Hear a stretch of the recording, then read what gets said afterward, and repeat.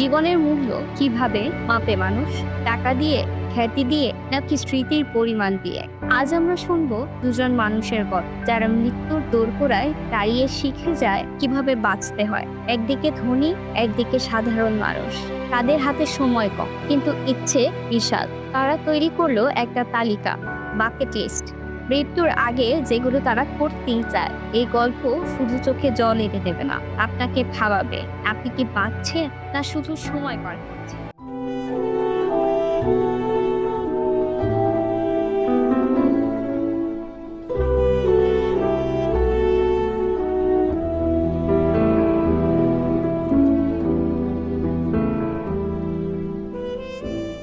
স্বাগতম 15 minute show চ্যানেলে। শুরুতেই বরফের পাহাড়ের একটা দৃশ্য দেখতে পাই। ব্যাকগ্রাউন্ডে কার্টার নামক একজন মানুষের বয়স শোনা যাচ্ছে এবং সে কিছু গুরুত্বপূর্ণ কথা বলে। আমরা আমাদের জীবনের পরিমাপটা কিভাবে করি, মানে আমাদের জীবনের গুরুত্ব বা কে কতটা গুরুত্ব, সেটা কি মানুষের যশ, খ্যাতি, নাকি মানুষের ভালোবাসা, নাকি আমাদের ফেলে যাওয়া সেই স্মৃতি? কিভাবে জীবনের পরিমাপ করা হয়? তবে এডওয়ার্ড তার জীবনের শেষ সময়টুকু এত চমৎকারভাবে বেঁচেছিল যে পৃথিবীর বুক মানুষ তাদের সারা জীবনেও অত শান্তিতে বাঁচতে পারে না। তবে কে এই এডওয়ার্ড, সেটাই তো জানো। তো চলুন আর একটু আগে যাওয়া যায়, একদম শুনতে। আমরা কার্টারকে দেখি, সে গ্যারেজে কাজ করছে আর সেই মুহূর্তে তার একটা ফোন আসে। তার হেলথের রিপোর্ট এসেছে, তাই হসপিটাল থেকে ফোন এসেছে, যেটা একদমই ভালো না, তার ক্যান্সার ধরা পড়ছে।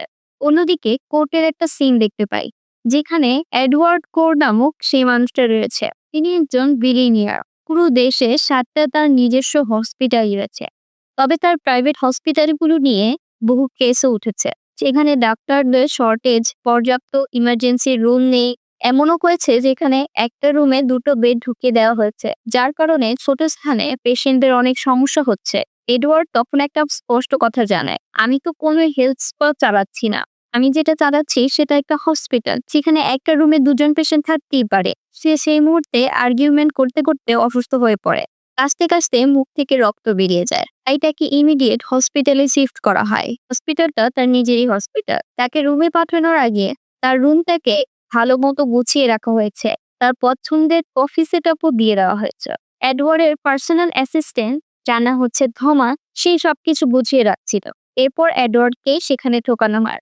এডওয়ার্ডের চোখ পড়ে তার পাশে থাকা আরেকটা পেশেন্টের ওপরে। সেই পেশেন্ট আর কেউ না, সেটা হচ্ছে কার্টার। তাদের দুজনকে একই রুমে রাখা হয়েছে। তবে এডওয়ার্ড জানায় তার তো পার্সোনাল রুম দরকার। তবে এটা কি পসিবল? একদমই না। কারণ সে অ্যাডভার্টাইজমেন্ট করে এসেছে একটা রুমেই 2টো বেড, 2টো পেশেন্ট। তাকে এখন একটা সিঙ্গেল রুম দিলে পিয়ারের সমস্যা হবে। হ্যাঁ, আমরা বুঝতে পারছি সে এই হসপিটালের মালিক, তাই তার একটা আলাদা ঘমন্ড রয়েছে অবশ্যই। তাই সবকিছু তো আর পসিবল না।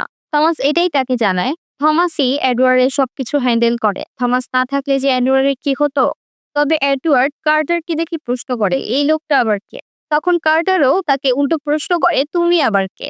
এডওয়ার্ড হেসে বলছে, হসপিটালের মালিককে বলছে আমি আবার কে। তারপর এডওয়ার্ডের মাথায় একটা সার্জারি হয়। ডক্টর বলেই দিয়েছে তার সার্ভাইভের চান্স মাত্র 5%। এডওয়ার্ড যে কতটা খিটখিটে মানুষ, তার যখন সার্জারি হচ্ছিল তখনও সে খিটখিট করে যাচ্ছিল। পরের দিন সকালে ডাক্তার তার সাথে ভিজিট করে। মোটামুটি কিছু রিপোর্ট তার ঠিকঠাকই রয়েছে। শীঘ্রই তার কেমোথেরাপি শুরু হবে। পাশের বেডেই রয়েছে কার্টার, যে বহুদিন ধরেই এখানেই রয়েছে। তার উপরে কিছু এক্সপেরিমেন্টাল ট্রিটমেন্ট হচ্ছে। একই রুমের 2 পেশেন্ট, এখন তাদের মধ্যে তো কথা হবেই। এডওয়ার্ডের পাশে থাকা সেই কফি মেশিন দেখে কার্টার এডওয়ার্ডকে জ্ঞান দেওয়া শুরু করে। এই লাইক কফির অরিজিনটা কিভাবে কিভাবে সেটা ইথিওপিয়া থেকে অরিজিন হয়। সে হিস্ট্রি খুবই পছন্দ করে। তাই যেখানে জ্ঞানের ব্যাপার আসবে সে সেখানে কখনোই চুপ থাকতে পারবে না। রাতের বেলা এডওয়ার্ডের অ্যাসিস্ট্যান্ট এসেছে তাকে খাবার দেওয়ার জন্য। থমাস খুবই ভালো, সে এডওয়ার্ডকে বলে কার্টারকে সাধার জন্য। কার্টার খাবে নাকি? সে বলে সে খাবে না। সে কারণে এডওয়ার্ড তাকে দেখিয়ে দেখিয়ে খেতে থাকে। যদিও সেই খাবার তার হজম হয় না, রাতের বেলায় বমি করে ভাসিয়ে দেয়। এইটুকু সময়ের মধ্যে কিছু কিছু জিনিস আমরা লক্ষ্য করি। এডওয়ার্ড এরকম একটা পয়সাওয়ালা বিলিনিয়ার, তবে তার কোনো ভিজিটর নেই। তাকে দেখতে আসছে শুধু তার অ্যাসিস্ট্যান্ট। অথচ কার্টারের সাথে তার স্ত্রী সাক্ষাৎ করতে এসেছে, কখনো তার ছেলে সাক্ষাৎ করতে এসেছে। এই নিয়ে কার্টার আর এডওয়ার্ডের মাঝে কথা হয়। কার্টার তার পরিবারের ব্যাপারটা জানায়। তার ২ ছেলে ১ মেয়ে রয়েছে। তবে এডওয়ার্ড তার কি কোনো ছেলে মেয়ে রয়েছে? সে বলে ইন্ডিপেন্ডস নির্ভর করে। কিসের উপরে সেটা আমরা জানি না। তবে এইটুকু জানতে পারি তার ৪ বার বিয়ে হয়েছে। কোনো সম্পর্কই তার টেকেনি। জাস্ট একটা সম্পর্ক ছাড়া। টাকার সাথে যে সম্পর্ক প্রায় ১৬ বছর বয়স থেকে সে যে ইনকাম করা শুরু করেছিল তারপর সে আর থামেনি। তারপর থেকে যেন সে একাই ভালো থাকে। একা থাকা আর সংসার করা দুটোও তো একসাথে পসিবল না, তাই না? অর্থাৎ এডওয়ার্ড তার ড্রিম অ্যাচিভ করেছে। তবে কার্টারের সেটা হয়নি অ্যাকচুয়ালি। সে হিস্ট্রি প্রফেসর হতে চেয়েছিল। সুযোগও হয়েছিল, তবে তার আরো একটা খবর আসে। তার স্ত্রী জানায় সে অন্তঃসত্ত্বা। তার পরিবার, তার বাচ্চার জন্য তো তার একটা ডিফেক্ট কাজের ব্যবস্থা খুঁজতে হবে। তার টাকা তো প্রয়োজন। সে তার স্বপ্ন ত্যাগ করে দেয় এবং ছোটখাটো একটা কাজে ঢুকে যায়। পরিবার দেখা, সংসার সামলানো তা করতে করতেই ৪৫টা বছর পার হয়ে গেছে। তার স্বপ্ন এখনো তাকে মাঝে মাঝে তাড়ায়। কিন্তু সে রিয়েলাইজ করে যে অনেকটাই দেরি হয়ে গেছে। ২ পেশেন্ট এখন বন্ধুতে পরিণত হয়েছে। একটা সময় গিয়ে কার্টারের আর সেলাইন প্রয়োজন হয় না। তবুও আরো কিছুদিন তাকে হসপিটালে রাখা হবে। তার আরো কিছু ট্রিটমেন্ট বাকি আছে। অন্যদিকে এডওয়ার্ডের আরেকটা স্যাড নিউজ এসেছে। তার ক্যান্সার আরো দ্রুত ছড়াচ্ছে, যেটা সে শুনতে চায়নি। হাতে সময় নেই তার, বড়জোর ৬ মাস। তবে এডওয়ার্ড এই কথাগুলো শুনে কোনো রিঅ্যাক্ট করে না। ডাক্তার যখন সেখান থেকে চলে যাচ্ছিল, তখন এডওয়ার্ড ডাক্তারকে থামায় আর কার্টারের কথাগুলো শুনতে বলে। কার্টার গরিব মানুষ, তাই কার্টারের কাছে সহজে কোনো ডাক্তার আসে না। কার্টার জানতে চায় তার চিকিৎসা কতদিন চলবে, সে এখানে কতদিন থাকবে। ফাইনালি তার রেজাল্ট কি আসলো, কি হবে। এডওয়ার্ড তারপর আর একটাও কথা বলে না। জাস্ট অন্য পাশে ঘুরে আর শুয়ে পড়ে। সম্পূর্ণ গল্পটা আমরা কার্টারের গলতেই শুনতে পাই। সে একটা সার্ভের কথা বলে। প্রায় ১০০০ জন মানুষকে প্রশ্ন করা হয়েছিল তারা কি তাদের এক্সাক্ট মৃত্যুর তারিখটা জানতে চায়। প্রায় ৯৬% মানুষ তা জানতে চায় না এবং মাত্র ৪% মানুষ তারা জানতে চায় তাদের মধ্যে কার্টারও রয়েছে। কার্টার জানতে চায় কারণ তার যে কাজগুলো বাকি রয়েছে সে নির্দিষ্ট সময়ের মধ্যে সেগুলো শেষ করতে চায়। কাজ বলতে আমাদের স্বপ্ন, একটা বাকেট লিস্ট, কি জিনিসগুলো যেগুলো আমাদের মৃত্যুর আগে কমপ্লিট করতে হবে। কার্টার তার নিজস্ব একটা বাকেট লিস্টও বানিয়ে রেখেছিল, কারণ এই কাজগুলো সে কবেই বা করবে, তার হাতে তো সময় নেই। তার বাকেট লিস্টের মধ্যে ছিল উইটনেস সামথিং ট্রুলি ম্যাজিস্ট্রিক, মানে হচ্ছে চমৎকার কিছু দেখা। অর্থ হচ্ছে একটা সম্পূর্ণ অচেনা মানুষকে সাহায্য করা। লাভ আনটিল আই ক্রাই, মানে এমন ভাবে হাসো যে হাসতে হাসতে তুমি কেঁদে দাও। ড্রাইভে শেলবি মাস্ট্যাং, মানে নিজের পছন্দের গাড়িটা চালানো। এই বাকেট লিস্টটা কবেই বা কমপ্লিট করবে, কারণ হাতে তো সময় নেই। কাগজে লিখেই বা কি হবে, সেই কারণে কাগজটা ছিঁড়ে সে ফেলে দেয়। পরের দিন সকালবেলা এডওয়ার্ডের ঘুম ভেঙে যায় এবং সে কাগজটি পায়, যেটাকে কার্টার ফেল দিয়েছিল। এডওয়ার্ড সেগুলো পড়তে থাকে, যেটা দেখে কার্টার এমবারেস ফিল করে। সে বলে এটা এমন কোনো ব্যাপার না, জাস্ট এটা ফিলোসফিক্যাল জিনিস। অনেকেই ছোটবেলায় এরকম পড়ে থাকে, তাই সেও লিখেছে। তাই এখন আর এগুলোর কোনো মানে নেই। এডওয়ার্ড জানায় কেন মানে নেই? অবশ্যই আছে। এডওয়ার্ড বরং সেই লেখাগুলোর পাশে নিজস্ব কিছু বাকেট লিস্ট লিখে দেয়, যে একটু সেও করতে চায়। এই যেমন স্কাই ডাইভিং, গেট এ ট্যাটু এবং আরেকটা হচ্ছে he is the most beautiful girl in the world. পৃথিবীর সবচেয়ে সুন্দর একটা মেয়েকে কিস করা। এডওয়ার্ড প্রথম থেকে একটা ক্রেজি টাইপের মানুষ। স্বপ্নগুলো কিছুটা এরকমই হবে, তাই না? বাকেট লিস্টটা এমনিতেই লিখেছিল, কিন্তু এডওয়ার্ড সেটা সিরিয়াসলি নিয়ে নেয়। তারা যাবে তাদের স্বপ্ন পূরণ করতে। আফটার অল তারা একই পথের পথিক। এডওয়ার্ডের কাছে এত পয়সা, তার মৃত্যুর সময় ঘনিয়ে এসেছে। প্রত্যেকে এখন তার ফাইন্যান্স নিয়ে আলোচনা করবে। যে টাকাগুলো তার কাছে এখন ডেট মানি, সে এখন এগুলো কেয়ারই করে না। সে মরে গেলে টাকার কি হবে? সে টাকা চিন্তা করে এখন কিই বা হবে? অন্যদিকে কার্টার সে বাড়ি গিয়ে বোঝাবে, তার ফ্যামিলি তাকে কমফোর্ট করার চেষ্টা করবে। গিয়ে তাদেরকে বোঝাবে চিন্তা করার কিছুই নেই। আর এই করতে করতেই সময় ফুরিয়ে যাবে এবং সে মরে যাবে। অর্থাৎ তারা দুজনেই জানে তাদের বাকি সময়টুকু কিভাবে কাটবে। তাই তারা চায় না তাদের বাকি সময়টুকু নিরস কেটে যাক। কথায় আছে না, ইটস নেভার টু লেট। সময় কখনোই ফুরিয়ে যায় না। একটু স্বপ্ন পূরণ করতে তো টাকা লাগে। কিন্তু যেখানে এডওয়ার্ডের মধ্যে একটা বিলিনিয়ার রয়েছে, সেখানে টাকার চিন্তা করে কি বা হবে? এডওয়ার্ড তো যেতে চায় এবং কার্টার সেও যেতে চায়। মনে মনে তারও এই ইচ্ছেটা রয়েছে। এবং সে তার ইচ্ছেটা তার স্ত্রীর কাছে প্রকাশ করে। তার স্ত্রী তাকে অন্য হসপিটালে ভর্তি করার জন্য চেষ্টা করে। তার স্ত্রী মনে করছে যে হয়তো এখানে ঠিক চিকিৎসা হচ্ছে না। তবে এডওয়ার্ড জানায় যে আর না, আর কতদিন আমি এখানে শুয়ে বসে কাটাবো। তার স্ত্রী জানায় তার পরিবার, সংসার, ছেলেমেয়েদের ছেড়ে কিভাবে চলে যেতে পারবে কিছুদিনের জন্য। এডওয়ার্ড জানায় যে চলে যাওয়া একটা মানুষ তার স্বপ্ন, নিজের ইচ্ছে সবকিছু বিসর্জন দিয়ে যে সংসার পরিবারের জন্য 45টা বছর খেটে গেছে, সেই মানুষটাকে কেউ কখনো বলতে পারে না যে তুমি তোমার ছেলেমেয়েদের ছেড়ে চলে যাচ্ছ। সে যথেষ্ট করেছে, প্রয়োজনের চেয়ে বেশি করেছে। এখন তার সময়। অবশ্য কার্টারের স্ত্রী এসবের জন্য এডওয়ার্ডকে তো ঘৃণা করছে, তবে কার্টার এটা করতে চায়। তারা চলে যায় স্কাই ডাইভিং করার জন্য। কার্টার বরাবরই এই জিনিসটাকে ভয় করে। সে কখনো প্লেনেই ওঠেনি, আর এখন করবে স্কাই ডাইভিং। এখন স্কাই ডাইভিং করার সময় মানুষের মাথায় একটা চিন্তাই আসে, ঠিক সময় প্যারাস খুলবে কিনা। তবে নিজের ভয়কে ওভারকাম করা, এর থেকে থ্রিলিং আর কি আছে। তারপর এডওয়ার্ড চলে যায় আরেকটা স্বপ্ন পূরণে, কেটে ট্যাটু। সে তার হাতে একটা ট্যাটু পরে এবং কার্টারকে রিকোয়েস্ট করে করার জন্য। কিন্তু কার্টারের এসব ভালো লাগে না। এখন এডওয়ার্ড জিজ্ঞেস করে, কেন? তোমার স্ত্রী কি রাগ করবে? তুমি তো সামান্য একটা ট্যাটুই করবে, তুমি তো আর কোনো মেয়ের সাথে ঘুরতে যাচ্ছ না। তখনই এডওয়ার্ড জানতে পারে যে কার্টার কখনোই তার স্ত্রী ছাড়া আজ অব্দি কোনো মেয়ের সাথে মিশেনি। এডওয়ার্ড বলে, তো চলো এরকমই আরেকটা লিস্টে এড করে দেওয়া যায়। তখন কার্টার জানায় যে না, তার এই জিনিসটা পছন্দ না। কার্টারের পরবর্তী বাকেট লিস্ট হচ্ছে ড্রাইভ এ মাস্ট্যাং। অন্যদিকে এডওয়ার্ড সে একটা ডগ চালাচ্ছে। যদিও সেটা কার্টারেরই তো একটা স্বপ্ন ছিল, নিজের পছন্দের গাড়ি পেয়ে তাকে আর থামাবে কে। নিজের স্বপ্ন পূরণ করেই পরবর্তী লিস্টের অপেক্ষায় রয়েছে সে। তারপর তাদের দুজনকে আমরা একটা প্রাইভেট জেটে দেখতে পাই। এই জার্নিতে এডওয়ার্ডের অ্যাসিস্ট্যান্ট থমাসও ছিল। আর এটা দেখে কার্টার তাকে বহুবার প্রশ্ন করেছে যে ভাই তোমার কত টাকা। এখন তারা রয়েছে নর্থ পোলের ওপরে। এটাও তাদের একটা বাকেট লিস্টের অংশ ছিল। Fly by North Pole. সম্পূর্ণ বরফে ঢাকা নর্থ পোল এবং পরিষ্কার আকাশ, তারাগুলো জ্বলজ্বল করছে। আকাশের উজ্জ্বল সুন্দর তারাগুলো দেখে কার্টার বলে ওঠে, আহা, ঈশ্বরের কি সুন্দর সৃষ্টি। তবে এডওয়ার্ড সে আবার ঈশ্বরে বিশ্বাস করে না। এডওয়ার্ড যখন অশোকে ভুগছিল তখন সে বারবার জেসাস বলছে। আবার এও বলেছে যে জেসাস, আমি তোমাকে বলছি না, আমি এমনি এমনি বলছি। এডওয়ার্ড কিছুটা কনফিউজড এই বিলিভস এর দিক দিয়ে। তাদের পরবর্তী বাকেট লিস্ট হচ্ছে ফ্রান্সের সেই ফেমাস রেস্টুরেন্ট লা সুগার ডিও, যেখানে তারা ক্যাভিয়ার ট্রাই করছে। কার্টার নলেজ রেয়া খুব পছন্দ করে, তাই এডওয়ার্ডকে জিজ্ঞেস করে সে কি জানে কিভাবে ক্যাভিয়ার তৈরি হয়। সে বলতে শুরু করে ফিমেল স্টার্জন মাছকে যখন ধরা হয়, সেই জেলে সেই মাছটাকে খুব যত্ন করে যাতে করে সে শান্তিতে মরতে পারে।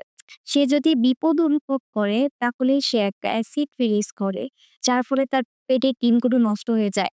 এই স্থানটা তার কিছু স্ত্রী আর মেয়ের কথা মনে করিয়ে দেয়, যার নাম হচ্ছে এমিলি। আর তখনই কার্টার জানতে পারে তার একটা মেয়েও রয়েছে, তবে তাদের মধ্যে আর কোনো দেখা সাক্ষাৎ নেই। কার্ডওয়ার এটা লিস্টে অ্যাড করে দেয়, কিন্তু এডওয়ার্ড সেটা করতে চায় না। এর মধ্যে কার্টারের বুকে ক্যাথিটারটা লিক করে।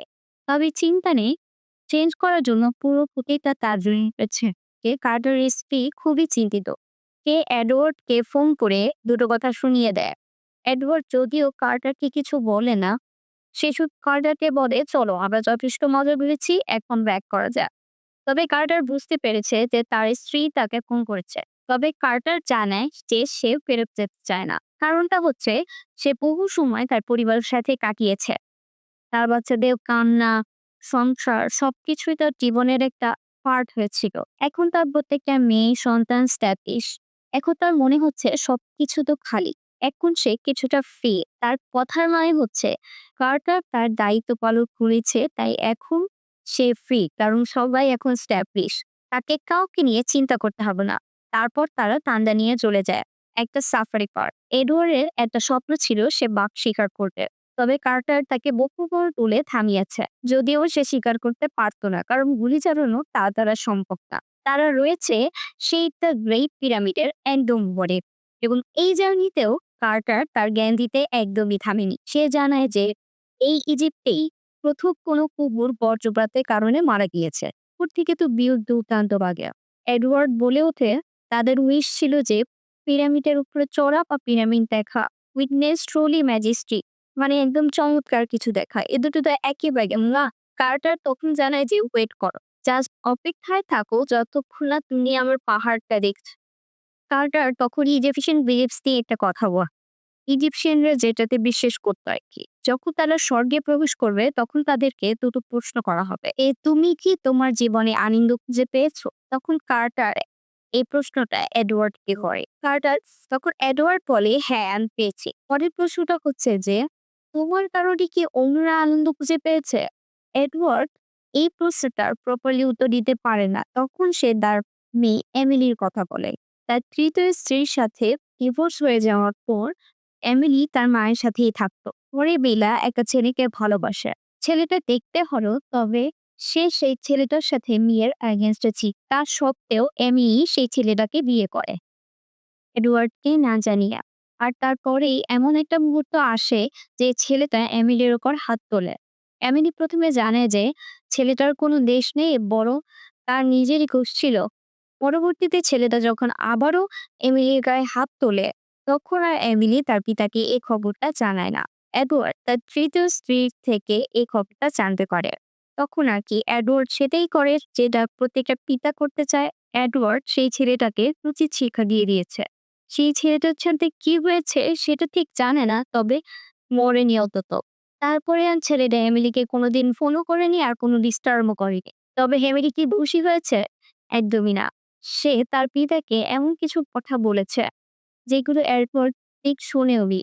সঙ্গে এটাও বলে দিয়েছে যে এডওয়ার্ড তার কাছে মৃত। এজন্যই এডওয়ার্ড এমিলির সাথে আর সাক্ষাৎ করে না। দ্বিতীয় প্রশ্নটা ছিল না যে এডওয়ার্ডের মাধ্যমে অন্য কেউ খুশি হয়েছে কি হয়নি। হয়তো এডওয়ার্ড ইজিপশিয়ানদের সেখানে প্রবেশ করতে পারবে না। তারপর তারা তাজমহল ভিজিট করে।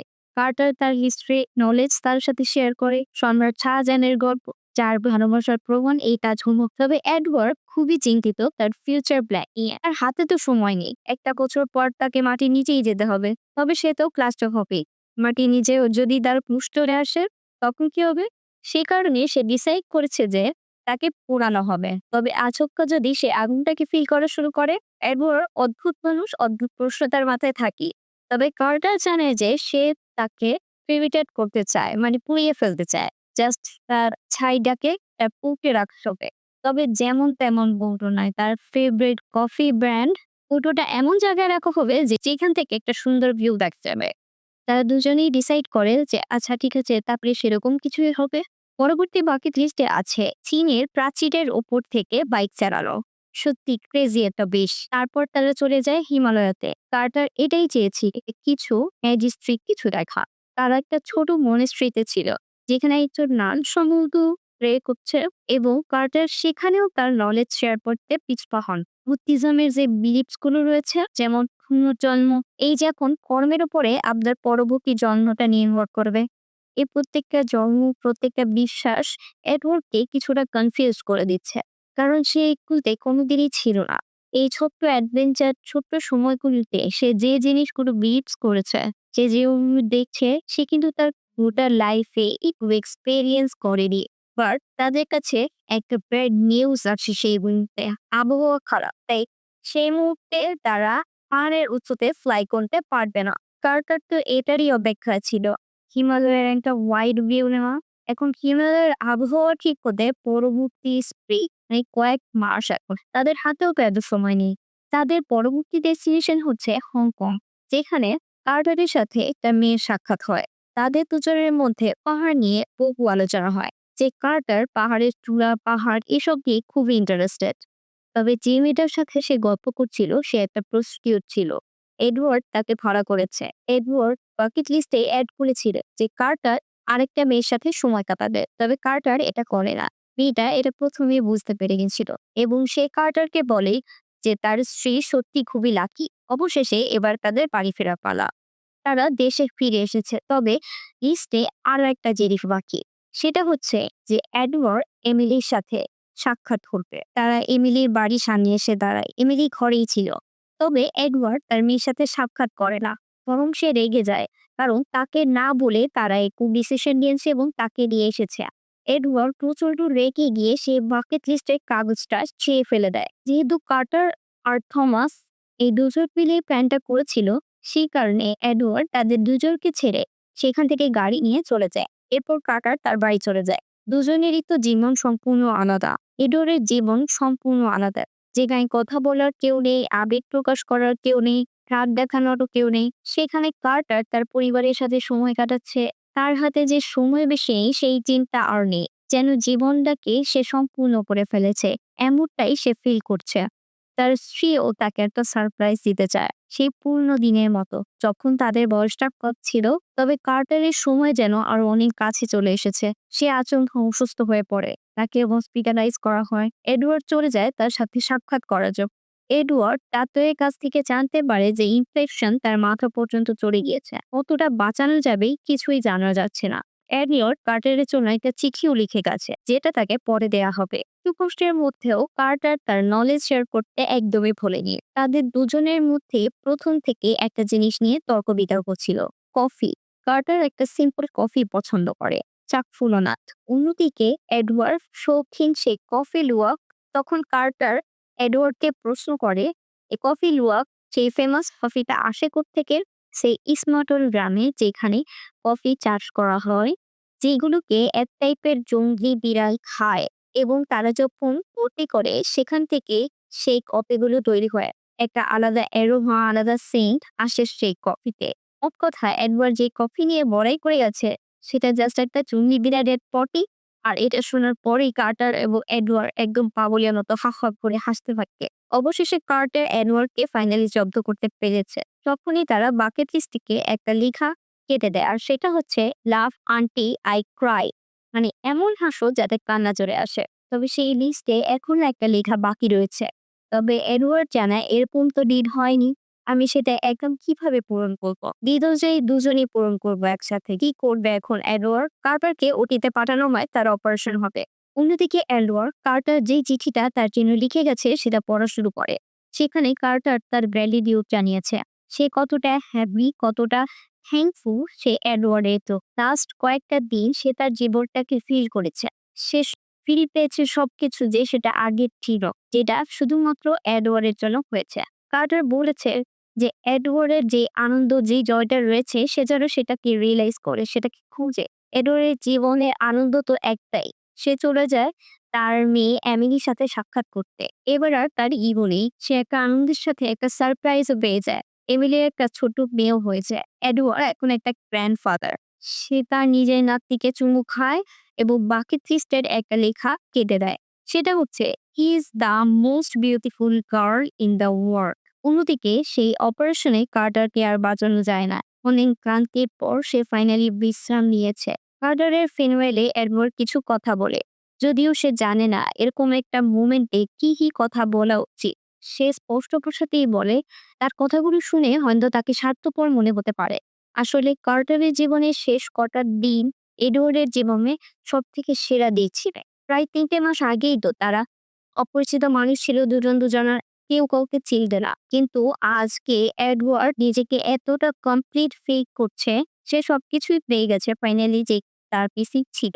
আর তখনই সে বাকেট লিস্টের আরেকটা লেখা কমপ্লিট করে দেয়। আর সেটা হচ্ছে, help A complete stranger for the good. সত্যি কার্টার একটা সক্ষম অচেনা মানুষকে সাহায্য করেছে। সে গর্বিত যে কার্টার তার জীবনের শেষ সময় এডওয়ার্ডকে দিয়েছে। তবে এটা বললে ভুল হবে না, তারা দুজন একে অপরকে যথেষ্ট সাহায্য করেছে, একে অপরকে খুশি করেছে।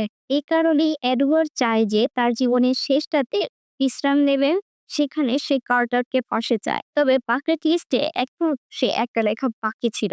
অবশেষে 81 বছর বয়সে এডওয়ার্ড তার শেষ নিঃশ্বাস ত্যাগ করে। তারা দুই বন্ধু মিলে যেটা প্রমিস করেছিল, তাদেরকে ক্রিমিটেড করানো হবে। থমাস তাদের উইশটা কমপ্লিট করে। সেই কফির ক্যানে এডওয়ার্ডের ছাইটা ভরে কার্টারের পাশে রেখে দেয়। আর এখানেই তাদের বাকেট লিস্ট কমপ্লিট হয়। মনে আছে যেটা বাকি ছিল, উইটনেস সামথিং ট্রুলি ম্যাজিস্ট্রি। সেই যে আবহাওয়া খারাপের কারণে তারা হিমালয় দেখতে পারেনি, তবে এখন তারা আবারও একসাথে, যেখান থেকে তারা এই ম্যাজেস্টিক ভিউটা দেখতে পারবে। আমি জানি না সিনেমাটা আপনি কিভাবে ফিল করছেন, বাট এই সিনেমাটা আসলেই অনেক সুন্দর একটা সিনেমা। এই সিনেমাটা আসলেই অনেক কিছু অফার করে। যদি আপনি জানতে চান যে লাইফকে কিভাবে মেজার করা হয়, গল্পের শুরুটা তো এভাবেই হয়েছিল যে, তাই না? আমরা জীবনে পরিমাপ কিভাবে করি? এই সিনেমাতে রয়েছে সেই সব প্রশ্নের উত্তর। একই সাথে লাইফের দুটি পারপাস, ফাইন্ড দ্য জয়, আনন্দ খুঁজে পাওয়া এবং সবাইকে আনন্দ দেওয়া। আসলেই যে মানুষটা সবাইকে ভালো রেখে ভালো থাকে, তার মতো ভালো মানুষ কিংবা আশীর্বাদজনক মানুষ হয়। যাই হোক, অবশেষে মুভিটা আপনাদের কেমন লাগলো আমাদের জানাবেন। ভালো লাগলে বন্ধুদের সাথে শেয়ার করবেন। এবং আমাদের চ্যানেলটি সাবস্ক্রাইব করে না থাকলে অবশ্যই সাবস্ক্রাইব করে বেল বাটন অন করে রাখুন, যাতে আরো একটি সুন্দর পরবর্তী মুভি নোটিফিকেশন খুব সহজেই আপনার কাছে চলে যায়।